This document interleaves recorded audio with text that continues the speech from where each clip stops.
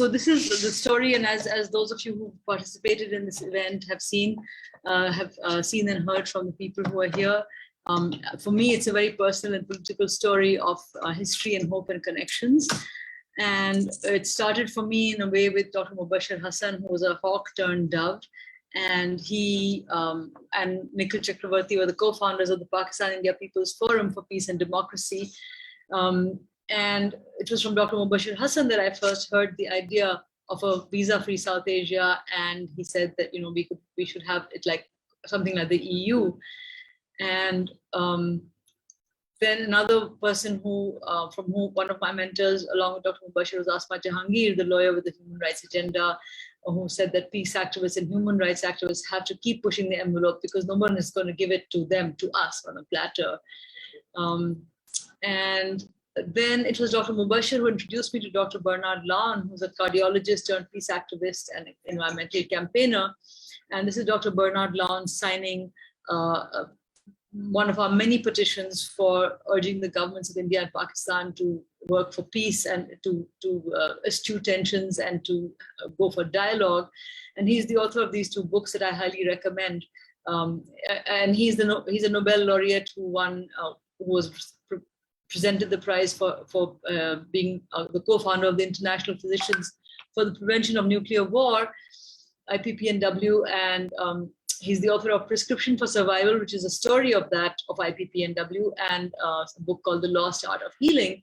And that kind of brings me full circle to my father, Dr. Beena Sarwar, who led the 1950 student movement in Pakistan, the DSF, the Democratic Students Federation, and who was a people's doctor who advocated health as a basic human right.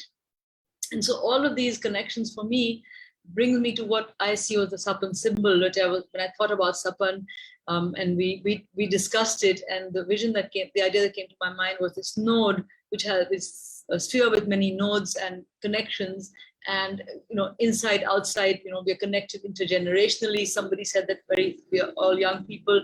There are also some of our people are over 80 years old, some actually even 90 plus now.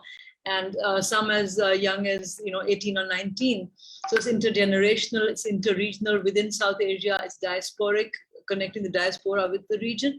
So that's in very brief the Sapan story that we sort of that it developed when we had our first brainstorming meeting in March, that Samir Gupta in Delhi pushed many of us to to come together and do this. And that's when we launched Sapan. That was in March. And December, as the year ends, stop sharing this.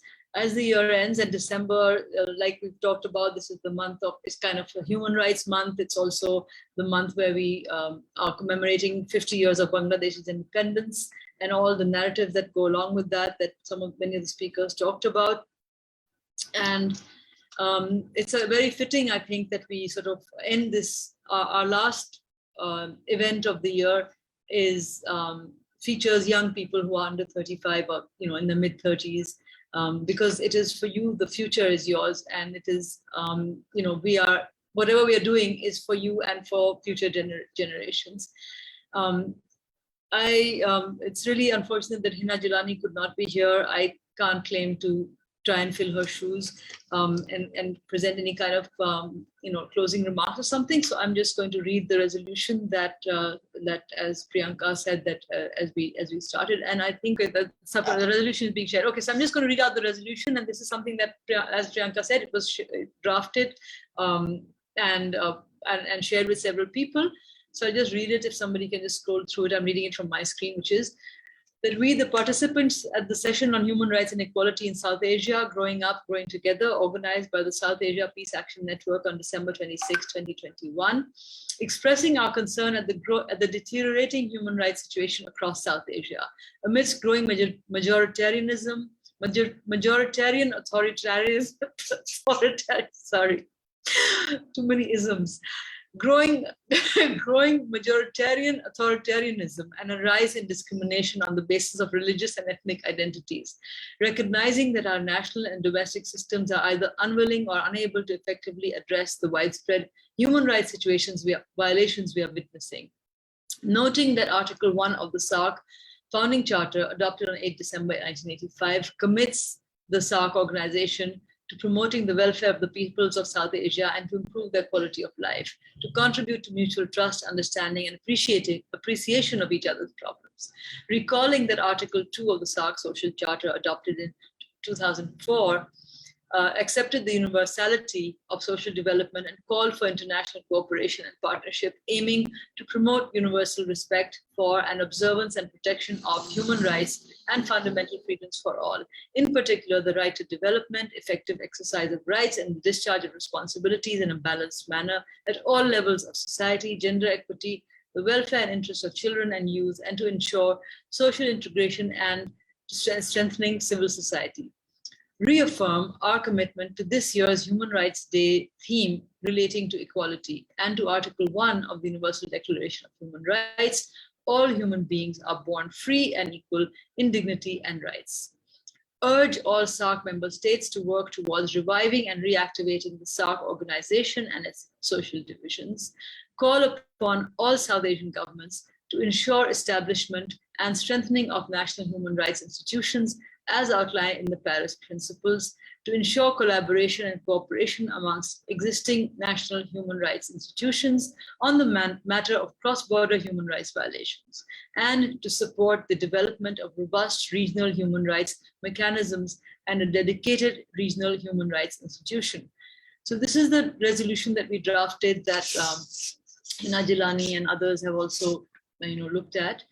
And we, this is like what we say in Urdu, Hindi, mota mota. This is the big picture. We're not looking at, specific violations here. This is the overall picture the big picture that we need to look at. So if everybody agrees with this resolution, we can say that the House endorses this. And please add your names in the chat on whether you're watching on Facebook or on Twitter or in the Zoom chat. Actually, on Facebook will be better because then that's, but you can put it in here and we can add it later because then that's more public. So we can just, if people can also just all unmute and say that they agree, that we agree. I'm assuming that everybody agrees. Endorsed, agree. So, Agreed. Agree. Yeah.